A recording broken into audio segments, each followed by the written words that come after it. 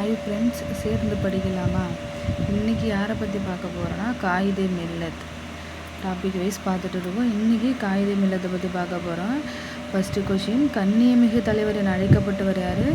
காயிதே மில்லத். கண்ணியமிகு தலைவர் என அழைக்கப்பட்டவர் காயிதே மில்லத். காயிதே மில்லத்தின் இயற்பெயர் முகமது இஸ்மாயில்.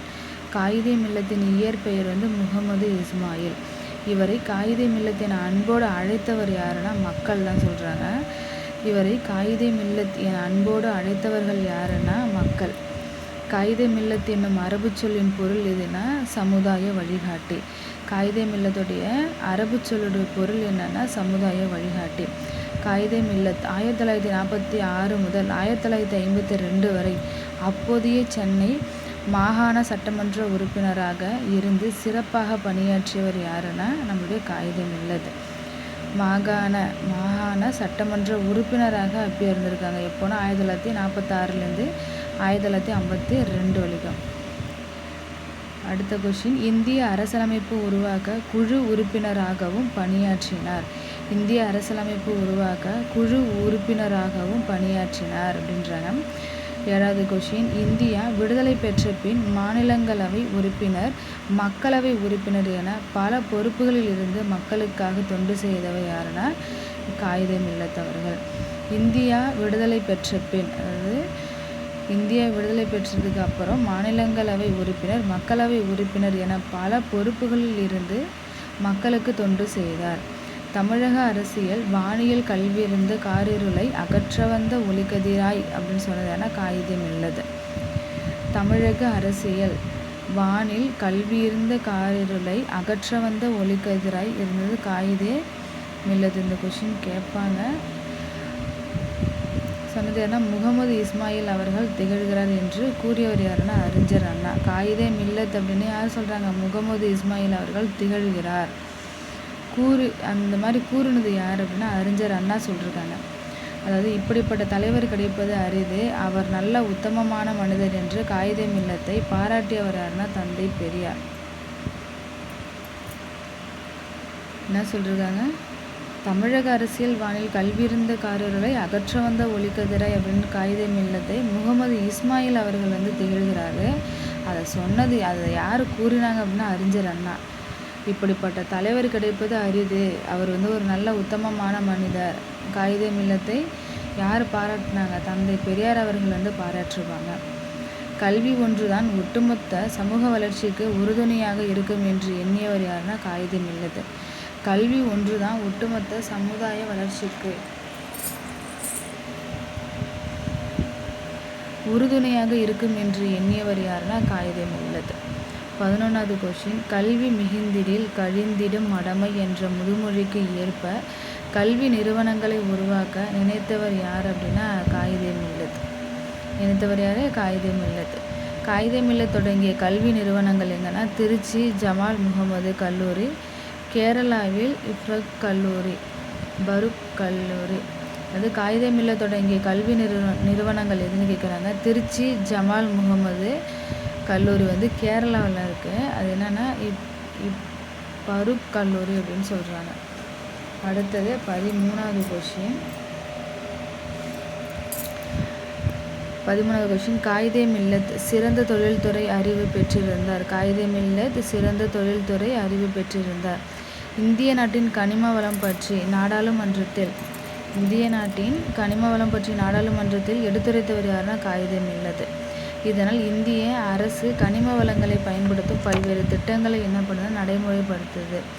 அதன் மூலம் தொழில்துறை வளர்ச்சி அடைந்தது. இதனால் மக்கள் நேரடியாகவும் மறைமுகமாகவும் வேலை வாய்ப்பை பெற்றனர் அப்படின்றாங்க. இதனால் நேரடியாகவும் மறைமுகமாகவும் வேலை வாய்ப்பை பெற்றனர் அப்படின்றாங்க. காயிதே மில்லத் தம் வாழ்நாள் முழுவதும் சமய நல்லிணக்கத்தை பேணி வந்தார். காயிதே மில்லத் தம் வாழ்நாள் முழுவதும் சமய நல்லிணக்கத்தை பேணி வந்தார். 16வது கொஷின், இவர் எளிமை, நேர்மை, உழைப்பு, பொறுமை, நாட்டுப்பற்று முதலிய பண்புகளை ஒருங்கே கொண்டு சிறந்து விளங்கினார். இவர் எளிமை, நேர்மை, உழைப்பு, பொறுமை, நாட்டுப்பற்று முதலிய பண்புகளை ஒருங்கே கொண்டு சிறந்து விளங்கியவர். காந்தியடிகள் ஒத்துழையாமை இயக்கத்தை அறிவித்து அதில் இளைஞர்கள் திரளாக கலந்து கொள்ள வேண்டும் என்று வேண்டுகோள் விடுத்தார். யாருன்னா காந்தியடிகள்.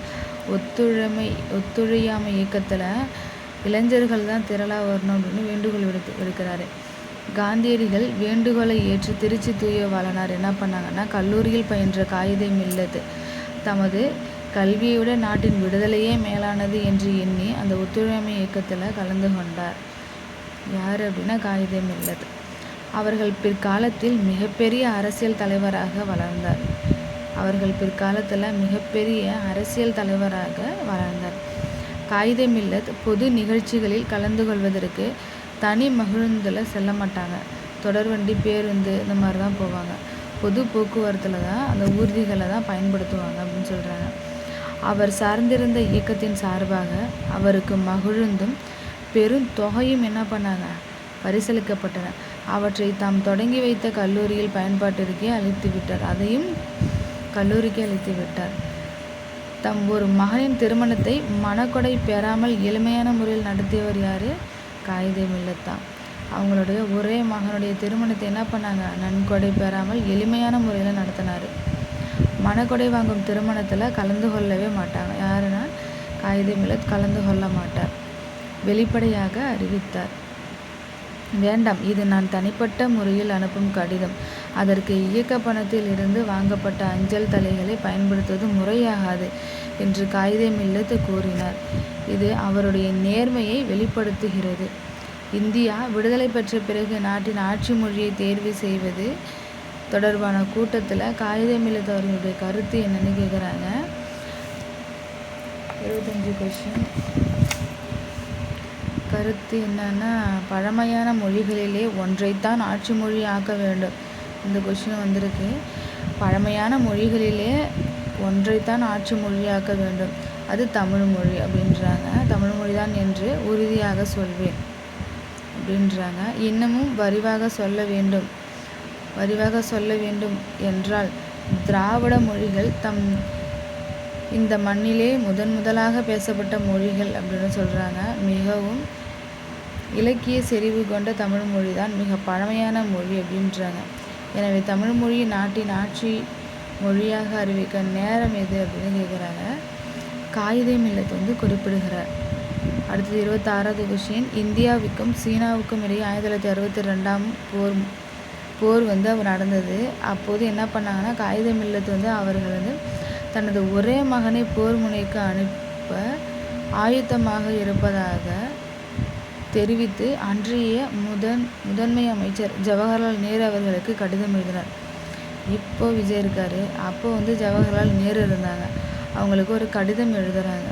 என்னுடைய ஒரே மகனை நான் என்ன பண்ணுறேன் அப்படின்னா, ஆயத்தமாக இருப்பதாக தெரிவித்து அன்றைய முதலமைச்சருக்கு கடிதம். ஓகே. காயிதே மில்லத் இந்த கல்வி இருந்த காரர்களை அகற்ற வந்த ஒளிக்கதிராய், அந்த பாயிண்ட்டு. அடுத்தது இப்படிப்பட்ட தலைவர் கிடைப்பது அரிது, நல்ல உத்தமமான மனிதர், அந்த பாயிண்ட்டு. கல்வி மிகுந்திடில் கழிந்திடில் மடமை, அந்த பாயிண்ட்டு. இதெல்லாம் ரொம்ப முக்கியமானது.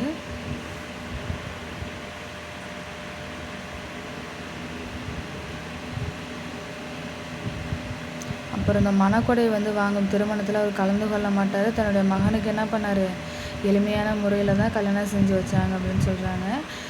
காயிதே மில்லத் காந்தியடிகள் ஒத்துழையாமை இயக்கத்தை அறிவித்து அதில் இளைஞர்கள் திரள் தான் அதிகமாக இருக்கணும் அப்படின்னு சொல்கிறாங்க. இவ்வளோதான் காயிதே மில்லத்தோடைய பற்றி இந்த புக்கில் இருக்கிறது. இன்னும் இருக்குது, பார்க்கலாம், ரிவிஷனில் பார்க்கலாம். எல்லாத்தையும் தொகுத்து எழுதி ரிவிஷன் பண்ணுவேன். அப்போ நான் ரிவிஷன் எடுக்கிறேன்.